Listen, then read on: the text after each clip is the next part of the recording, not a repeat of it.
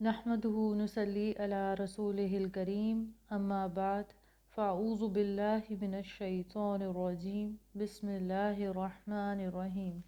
ربی اشرح لی صدری ویسر لی امری واحلل عقدۃ من لسانی یفقہوا قولی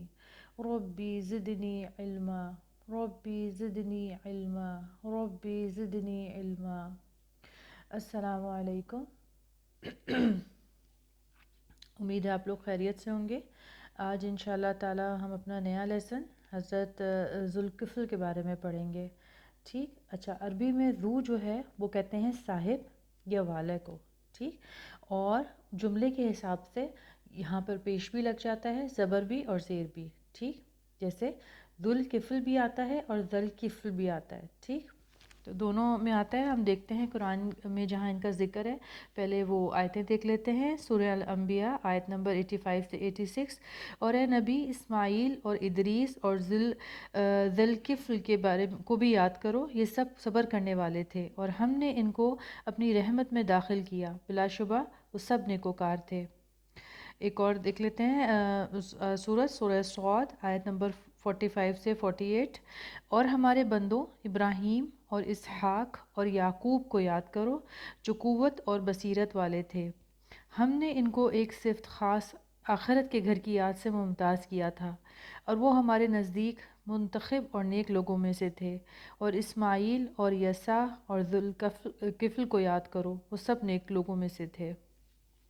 ٹھیک۔ تو یعنی ان کا ذکر جو ہے قرآن میں دو جگہ پر آیا ہے، ایک سورہ انبیاء میں اور ایک سورہ صاد میں، ٹھیک۔ اچھا، اس کے علاوہ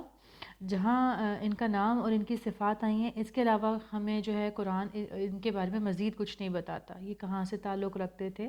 اور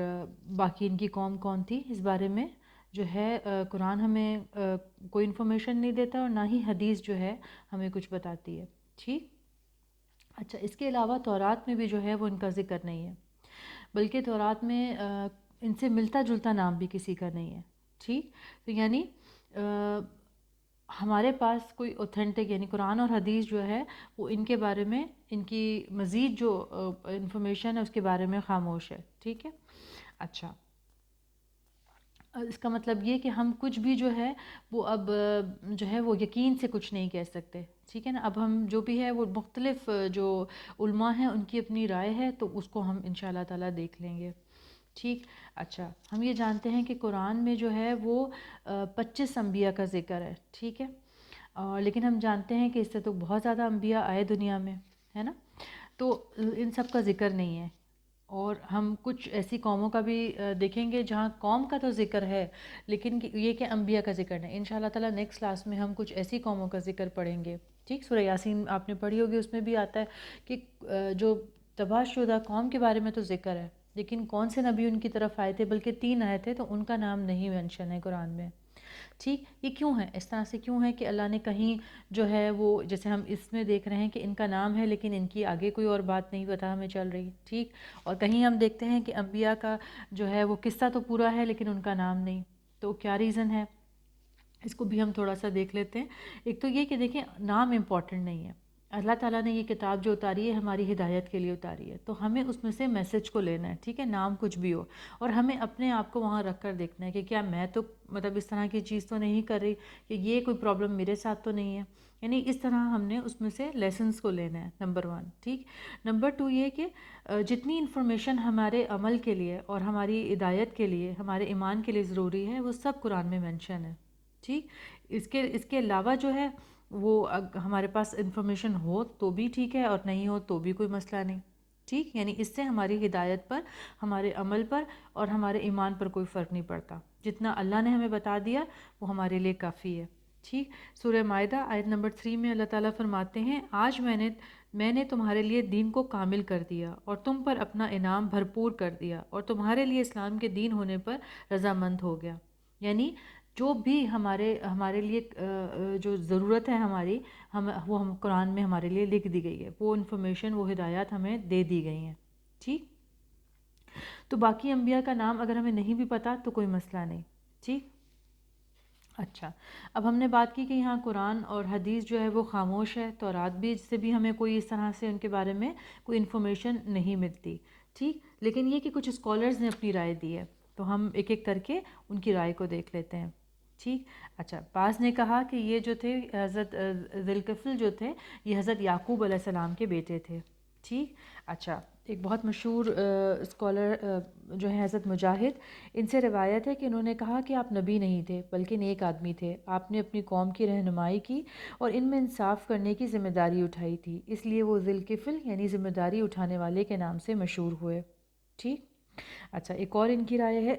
مزید یہ ہے کہ حضرت مجاہد رحمۃ اللہ علیہ سے روایت ہے، انہوں نے بیان کیا ہے کہ جب حضرت یسوع علیہ السلام بوڑھے ہو گئے تو آپ نے فرمایا کتنا اچھا ہو کہ میں اپنا ایک نائب مقرر کر دوں جو میری زندگی میں ان پر حکومت کرے، تاکہ میں دیکھ لوں کہ وہ کیسے کام کرتا ہے، اگر مناسب معلوم ہو تو اسے اپنی وفات کے بعد کے لیے اپنا نائب مقرر کر دوں۔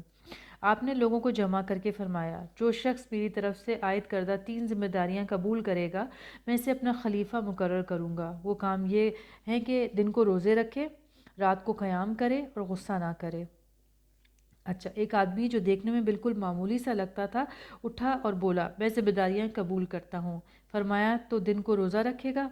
اور رات کو قیام کرے گا اور غصہ بھی نہیں کرے گا؟ اس نے کہا جی ہاں۔ اس دن آپ نے اسے واپس کر دیا، یعنی اپنا خلیفہ نامزد نہیں کیا۔ دوسرے دن آپ نے پھر یہی اعلان فرمایا، سب لوگ خاموش رہے۔ اسی آدمی نے اٹھ کر کہا میں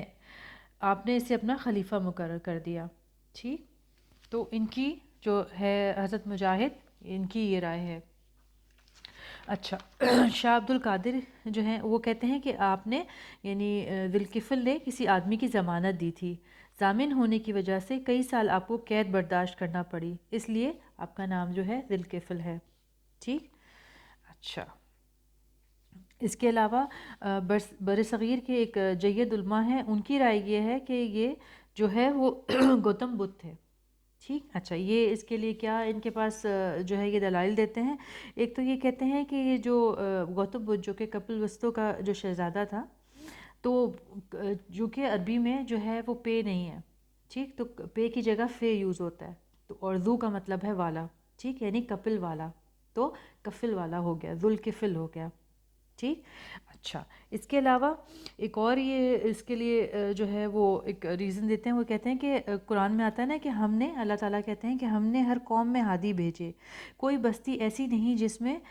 کوئی نذیر نہ آیا ہو، ٹھیک، تو یعنی ہندوستان میں بھی کوئی آیا ہوگا اور موسٹ پروبیبلی یہ کہ یہ گوتم بدھ ہوں، ٹھیک۔ لیکن کیا ہوا، ان کی بھی تعلیمات جو ہے وہ توحید پر ہی ہوں گی، لیکن بعد میں ان میں تبدیلی آ گئی، یعنی وقت کے ساتھ ساتھ اس میں جو ہے وہ چینجنگ آ گئی، جیسے ہم دیکھتے ہیں حضرت عیسیٰ علیہ السلام کا جو میسیج ہے وہ تبدیل ہو گیا، یعنی اگر ہم قرآن کو ہم نہیں پڑھا ہوتا تو ہم تو ان کی حقیقت نہیں جان سکتے تھے،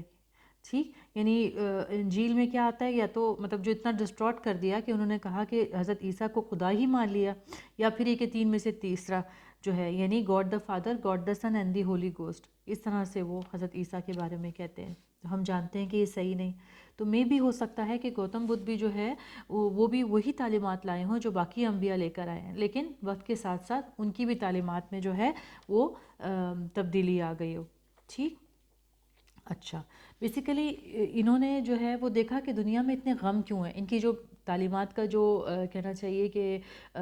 جسٹ ہے وہ یہ ہے کہ ان کی کہتے تھے کہ دنیا میں اتنے غم ہیں، اس کا کیا علاج ہے، ٹھیک ہے، تو انہوں نے جو ہے یہ ان کی تعلیمات میں یہ تھا کہ سیلویشن کا ذکر ہمیں ملتا ہے، یعنی غم سے نجات کا طریقہ۔ اچھا، عربی میں، ہندی میں ہم نروان اس کو کہتے ہیں اور عربی میں ہم اس کو نجات کہتے ہیں، یعنی نجات کا کیا طریقہ ہے، انہوں نے ان کی تعلیمات میں ہمیں یہ ملتا ہے۔ بہرحال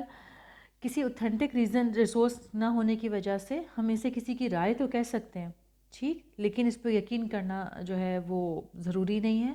ٹھیک ہے، کیونکہ جس طرح کسی نبی کو نہ ماننا گناہ ہے، اسی طرح کسی عام انسان کو نبی کہنا بھی جو ہے وہ غلط ہے، ٹھیک۔ تو ہم یہ تو کہہ سکتے ہیں کہ یہ جو ڈفرینٹ اسکالرز ہیں انہوں نے اپنا اوپینین دیا ہے، اور مے بھی ہو سکتا ہے اور مے بھی نہیں بھی ہو سکتا، ٹھیک، جب تک کہ ہمارے پاس کوئی اوتھینٹک سورس نہیں آتی تب تک ہم اس پر یقین نہیں کریں گے، ٹھیک۔ تو ان کے بارے میں ہمارے پاس یہی انفارمیشن ہے، لیکن ہم یہ جانتے ہیں کہ قرآن میں ان کا ذکر ہے،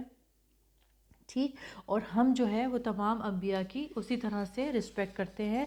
کیوں؟ کیونکہ اللہ تعالیٰ نے ان کو جو ہے